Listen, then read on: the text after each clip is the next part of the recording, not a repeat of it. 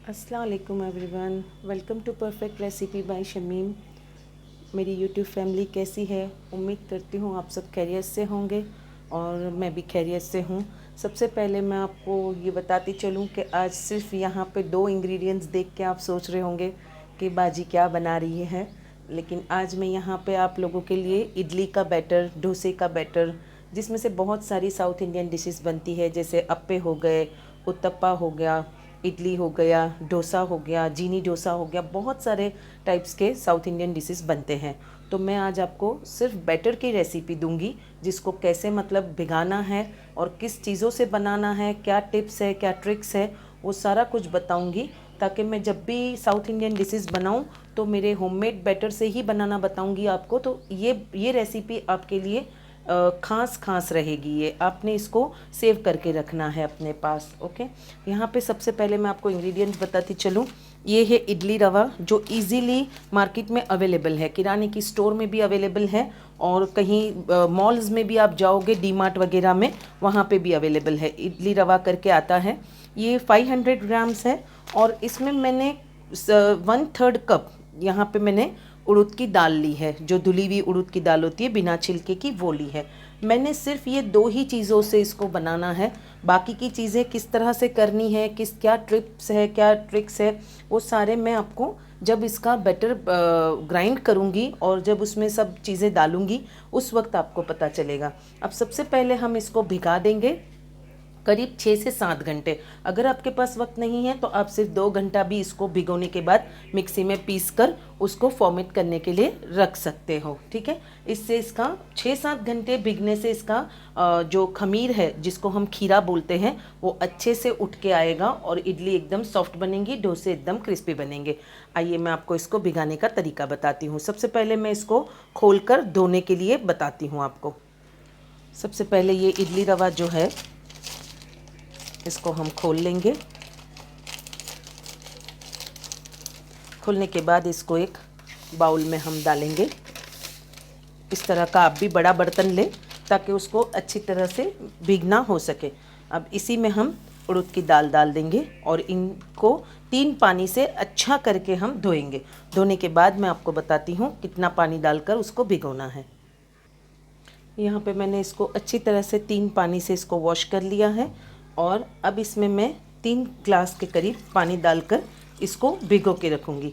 करीब 6 से 7 घंटा मैं इस तरह से इसको भिगो के रखूँगी। आप देख सकते हो धोने के बाद इसका पानी बिल्कुल साफ़ है। अब इसको मैं ढक्कन ढाँक कर करीब 6 से 7 घंटे इसको रख के छोड़ूंगी। उसके बाद आपको इसको कैसे ग्राइंडर में पीसना है वो बताऊँगी। इडली के बैटर को मैंने भिगाए हुए 6 से 7 घंटे हो गए हैं। अब हम इसको मिक्सी के जार में पीसेंगे, ग्राइंड करेंगे। कैसे ग्राइंड करना है वो मैं आपको बताती हूँ। आप देख सकते हैं उड़द की दाल और इडली रवा सब कुछ अच्छे से फूल गया है। आप भी इसी तरह से इसको 6 से 7 घंटे भिगोएं। जितना ज़्यादा भिगोएंगे उतना ही अच्छा उसका खमीर उठेगा। अब मैं आपको पीसना बताती हूँ।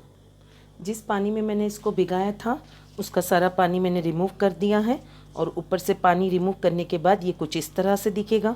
अब हम इसको सूखा सूखा ही पीसेंगे, जितना हो सके उतना कम पानी डाल के पीसेंगे। ठीक है, वैसे तो पानी की ज़रूरत ही नहीं पड़ेगी, लेकिन फिर भी मैं आपको बता दूं। एक मैंने मिक्सी का जार लिया है, अब हम इसमें इस तरह से इसको लेंगे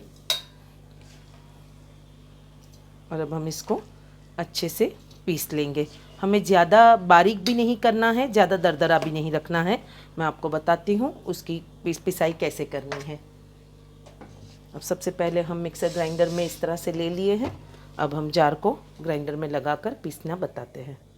आइए अब इसको पीसते हैं। हम फर्स्ट नंबर पे चलाएंगे मशीन को।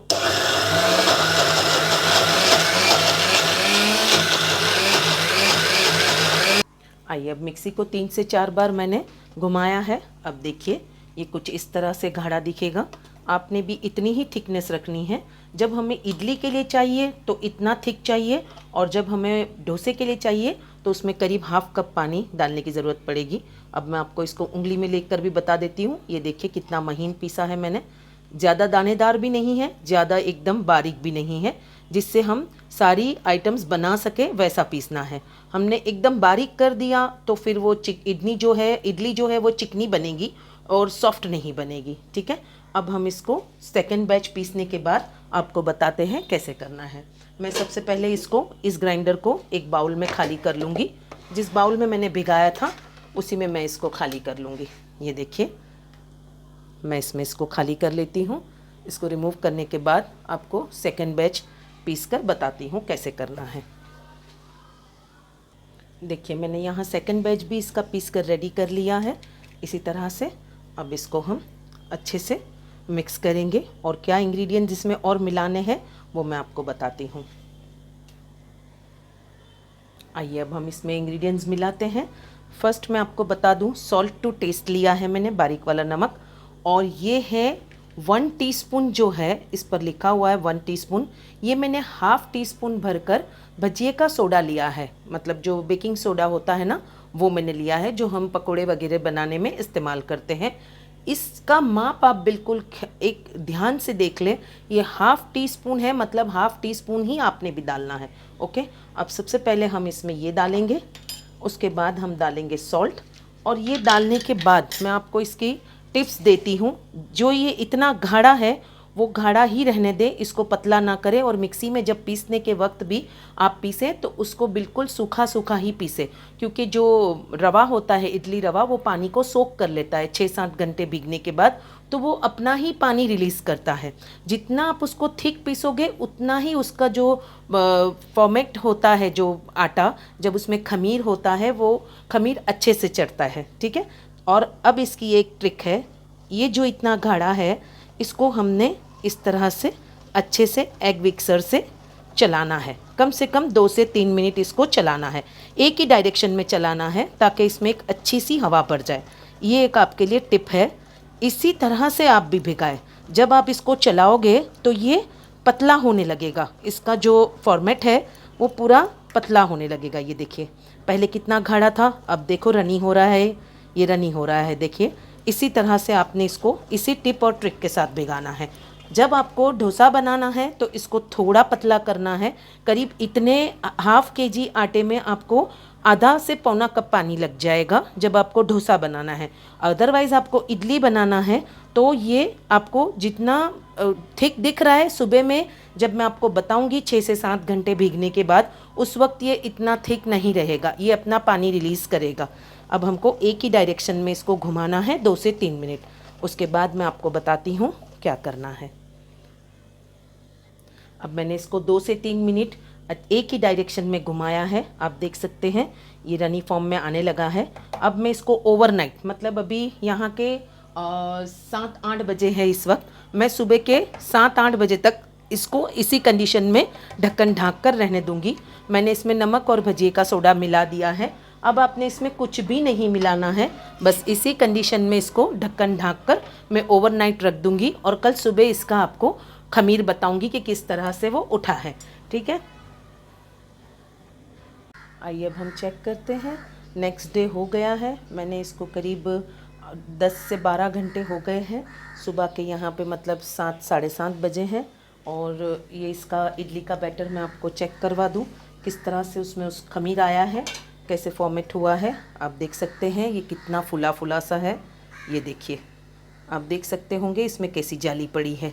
बस आप मेरे जो टिप्स और ट्रिक्स है उसको आप बिल्कुल फॉलो करेंगे ना, आपका इससे भी अच्छा बैटर बनेगा।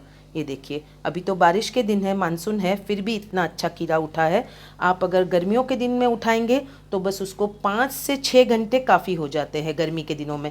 ठीक है, और आपको ये भी एक बताती चलूँ कि जैसे बहुत ठंडा मौसम है तो आपने क्या करना है, एक लोखंड के तवे को अच्छे से गर्म कर लेना है, और गर्म करने के बाद उसको थोड़ा मीडियम हॉट होना, तो उस पर पतीली को, इडली के बैटर को पतीली में डालकर उसके ऊपर तवे के ऊपर पतीली को रखकर ढक के रख दे, तो वो बहुत ही अच्छा उससे खीरा उठेगा। अगर ज़्यादा ठंडी के दिन है तो, जैसे मानसून में बहुत ठंडी है, या फिर मान लो जैसे बारिश के बाद जैसे सर्दी की सीज़न में बहुत ठंडी है, तो आप उस वक्त इस तरह से कर सकते हो। और अगर आपका मान लो अगर भजिए का सोडा पुराना हो गया है तो आप बिल्कुल यूज़ उसको ना करें, फ्रेश वाला सोडा बाज़ार से लाएं और वो यूज़ करें। ये भी एक टिप है आप लोगों के लिए। तभी ही इडली का बैटर अच्छा खिला खिला इस तरह से फुला फुला बनेगा, ठीक है। और ये जो भी थिकनेस है, इसमें इडली के बनानी हो आपको इतनी थिकनेस में, तो आपने हाफ कप वाटर इतने बैटर में डालना है। अगर डोसा बनाना है तो करीब 1 कप वाटर आपको लग जाएगा। आप अपने अंदाज से पतला या गाढ़ा कर सकते हैं। और जब कभी भी आप बनाओगे तो इंशाल्लाह अगर आपको ऐसा लगे कि थोड़ा सा बैटर कम फुला है या कम उसमें जाली पड़ी है, तो आपने क्या करना है, थोड़ा सा बैटर अलग निकाल कर उसके अंदर 1 टीस्पून आपने उसके अंदर इनो सोडा मिला लेना है। जब इनो सोडा मिला लोगे और फ़ौरन उसको बीट करोगे तो वो फ़ौरन ही विक्सर से फेंट कर आपने उसकी इडली बनानी है, तो वो बहुत ही सॉफ्ट बनेगी, स्पॉन्जी बनेगी, ठीक है। आपको वो भी मैं बताऊंगी जब मैं इडली सांभर की रेसिपी डालूंगी, जब मैं डोसे की रेसिपी डालूंगी, जब मैं अप्पे की, उत्तप्पा की डालूंगी, उस वक्त आपको सारे टिप्स और ट्रिक्स और बैटर के साथ क्या क्या करना है वो मैं आपको बताऊंगी।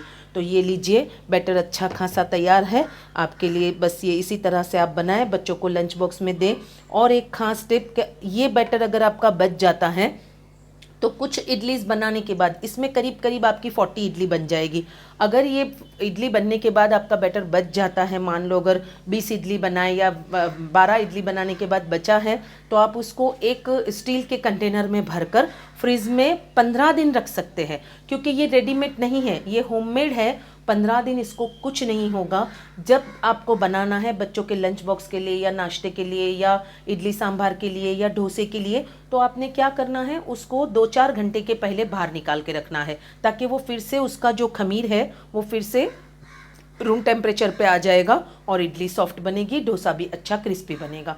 ये आप ज़रूर ध्यान रखें कि ये होममेड है, ये आराम से 15 दिन जैसे अभी बना हुआ है वैसे ही 15 दिन फ्रेश रहेगा। फ्रिज के अंदर, डीप फ्रीज़र में नहीं, फ्रिज के अंदर आपने रखना है। ओके, तो ये सारे मैंने आपको टिप और ट्रिक्स बता दिए हैं। अब इसको आप फॉलो करते हुए ज़रूर बनाएं। ये मैंने खास आप लोगों के लिए ही, बहुत सारे लोगों की रिक्वायरमेंट थी, और ख़ास करके मेरी बेस्ट फ्रेंड है बेनज़ीर बनी, जिसको मैं लाड़ से बोलती हूँ, वो बांद्रा में है, उसके छोटे बच्चे हैं, उन लोगों की रिक्वेस्ट थी कि मैं बनाऊँ, ये बैटर बताऊँ, तो मैंने उसके लिए, और मेरी चहीती भांजी, मेरी लाडली भांजी वसीमा, जिसकी रिक्वायरमेंट थी कि मासी तुम ये बनाओ बैटर, तो मुझे देखना है, तो मैंने उसी के लिए खास दोनों के लिए मैंने ये रेसिपी डाली हूँ।